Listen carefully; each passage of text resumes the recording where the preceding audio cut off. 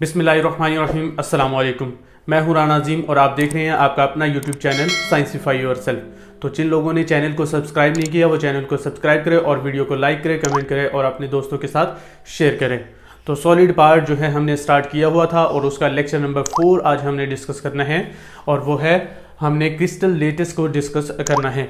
पिछले टॉपिक के अंदर हमने प्रॉपर्टीज़ ऑफ क्रिस्टलाइन सॉलिड्स जो हैं वो डिस्कस की थी और उसके अंदर कोई 10 प्रॉपर्टीज़ थी जो कि 2 पार्ट्स के अंदर हमने डिस्कस की थी। तो आज हमने क्रिस्टल लेटिस के बारे में देखना है कि क्रिस्टल लेटिस क्या होता है एक्चुअल में।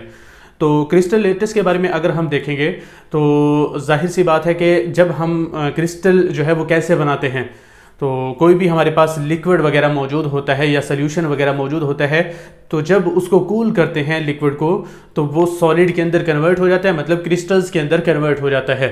तो जैसे ही लिक्विड को कूल कर रहे होते हैं तो पार्टिकल्स जो हैं अच्छी तरीके से अरेंज हो जाते हैं, एक स्पेसिफिक पैटर्न के अंदर अरेंज हो जाते हैं और वो क्या बन जाता है, सॉलिड बन जाता है।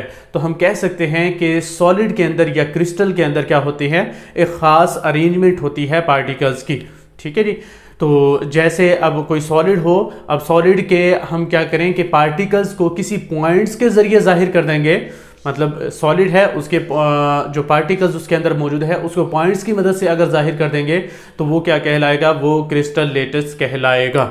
समझ में आ जाएगी बात। मतलब कोई भी सॉलिड हमारे पास मौजूद है, जैसे कि ये वाइट बोर्ड एक सॉलिड है, ठीक है जी। इसके अंदर जो पार्टिकल्स मौजूद है किस तरतीब से अरेंज है उसको हम पॉइंट्स के जरिए दिखाना शुरू कर दें तो वो क्या कहलाएगा, क्रिस्टल लेटिस कहलाएगा। नेक्स्ट जो है इसकी डेफिनेशन करते हैं और मजीद इस डेफिनेशन को समझने की कोशिश करते हैं कि क्रिस्टल लेटिस एक्चुअल में होता क्या है। An array of points representing atoms, ions और molecules of crystal arrange at different sides in 3 dimensional space. अब जैसे वो जो पार्टिकल्स है उनको हम क्या कह सकते हैं, उनको पॉइंट्स कह रहे हैं कि मतलब पॉइंट्स के जरिए जाहिर कर रहे हैं। और वो जो पॉइंट्स है वो पॉइंट्स जो है एटम्स भी हो सकते हैं, वो मॉलिक्यूल्स भी हो सकते हैं या वो आयंस भी हो सकते हैं, मतलब कुछ भी हो सकते हैं, एटम्स, आयंस या मॉलिक्यूल्स कुछ भी हो सकते हैं। और वो क्या होंगे, एक स्पेसिफिक पैटर्न के अंदर जो है अरेंज होते हैं, एरे जो है बन जाती है उसकी। ठीक है जी। तो एरे ऑफ पॉइंट्स जो है वो बन जाते हैं। तो array of points representing atoms, ions और molecules of crystal arrange at different sides, मतलब मुख्तलिफ जगहों पर क्या होते हैं, अरेंज होते हैं। अब जैसे एक हमारे पास यूनिट सेल मौजूद है लेकिन ये क्रिस्टल लेटिस पूरा नहीं है।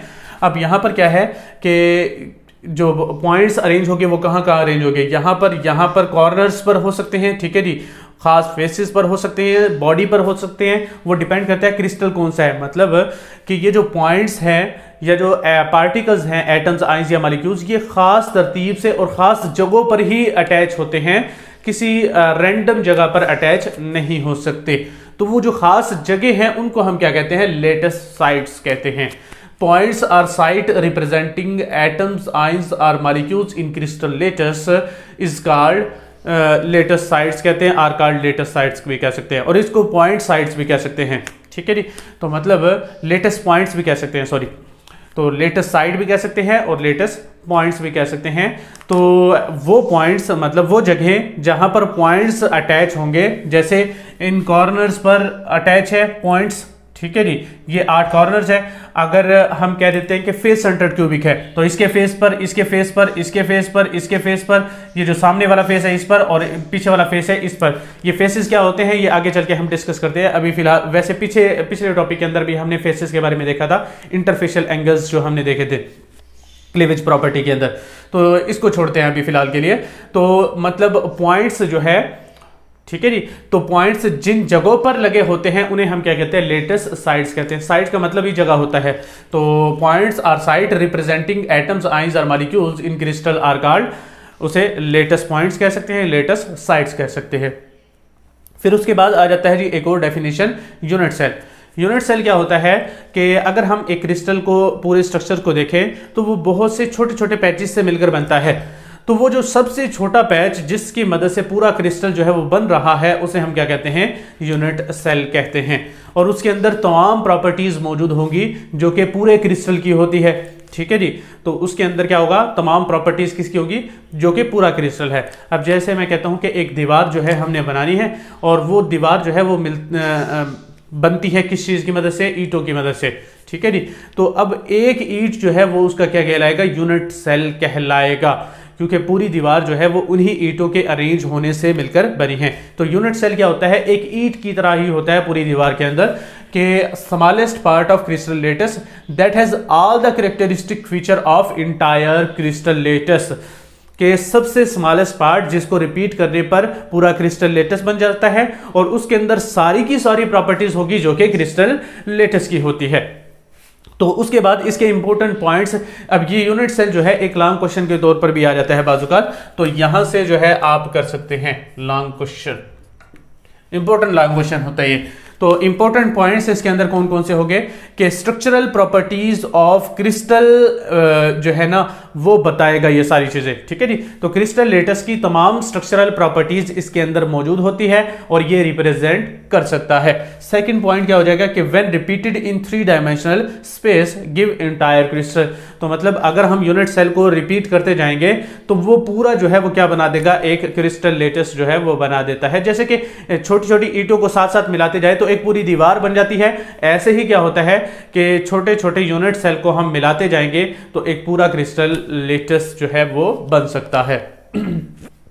नेक्स्ट थर्ड पॉइंट जो है कि complete information of crystalline structure, मतलब इसके अंदर क्या होती है? कंप्लीट इंफॉर्मेशन होती है। क्रिस्टल के लिए कितनी मतलब चीजें चाहिए होती है वो हम देख लेते हैं। हमें चाहिए होते हैं एंगल्स उसके पता होने चाहिए, उसके फेसेस पता होने चाहिए और फेसेस के साथ उसके एजेस पता होने चाहिए, इंटरफेशियल एंगल्स वगैरह पता होना चाहिए। और जब हम यूनिट सेल को देखते हैं तो उसके अंदर सारी प्रॉपर्टीज हमें मिल जाती है, सारे स्ट्रक्चर्स की इंफॉर्मेशन जो है वो यहां पर मिल जाती है।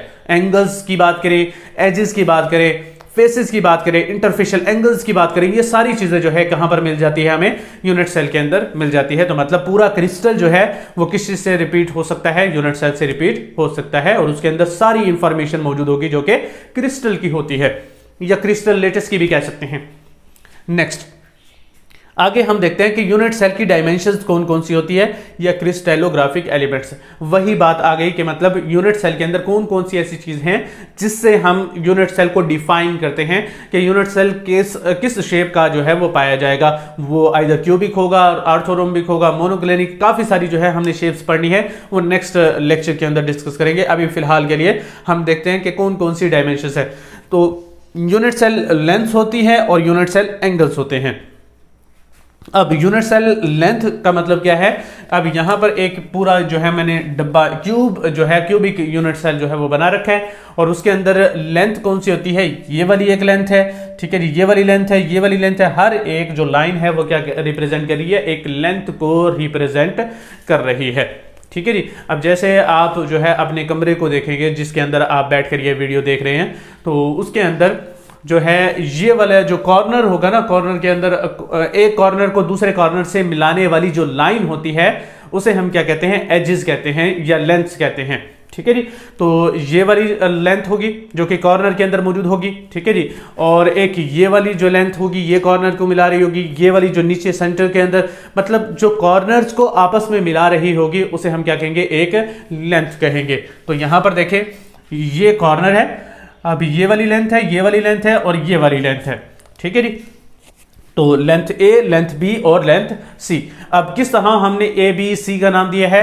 तो जो एक्स एक्सिस के अलोंग है उसे हमने ए का नाम दे दिया है, जो वाई एक्सिस के अलोंग है उसे हमने बी का नाम दे दिया है और जो जी एक्सिस के अलोंग है उसे हमने सी का नाम दे दिया है। तो नाम आप चेंज भी कर सकते हैं, एक्स वाई जी भी रख सकते हैं, ए बी सी भी रख सकते हैं। फिर उसके बाद आ जाता है जी यूनिट सेल के एंगल्स। एंगल्स क्या होते हैं कि जब दो फेसेस आपस में मिल रहे होते हैं, जब दो दीवारें आपस में जाहिर सी बात है मिलती है या लेंस आपस में मिलती है, तो वो जो एंगल बनता है उनके दरमियान उसे हम क्या कहते हैं? वो यूनिट सेल एंगल्स कहलाते हैं। वो अल्फा हो सकता है, बीटा हो सकता है या गामा हो सकता है। तो इसके लिए आपने जो है बस थोड़ा सा जो है वो दिमाग लगाना है, वो ये है कि अल्फा जो है ना ए से जाहिर कर दिया, बीटा को बी से जाहिर कर दिया और गामा को सी से जाहिर कर दिया है, ठीक है जी। अब अगर अल्फा ए है तो ये किन के दरमियान में होगा? ए नहीं आएगा, बाकी दोनों लेंथ आ जाएगी, ठीक है जी। तो ए नहीं आएगा तो बाकी दो लेंथ कौन सी है? बी और सी के दरमियान में होगा। तो यहां पर अगर आप देखेंगे तो अल्फा किसके दरमियान में है? बी और सी के दरमियान में मौजूद है, जाहिर सी बात है।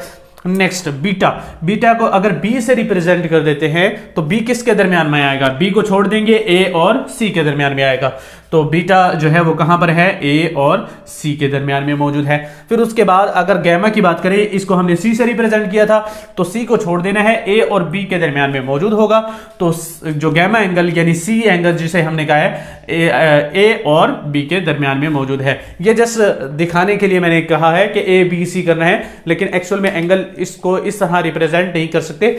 जैसे हमने ए बी सी को एक्स वाई जी किया था, इसको अल्फा बीटा गामा को ए बी सी नहीं कर सकते।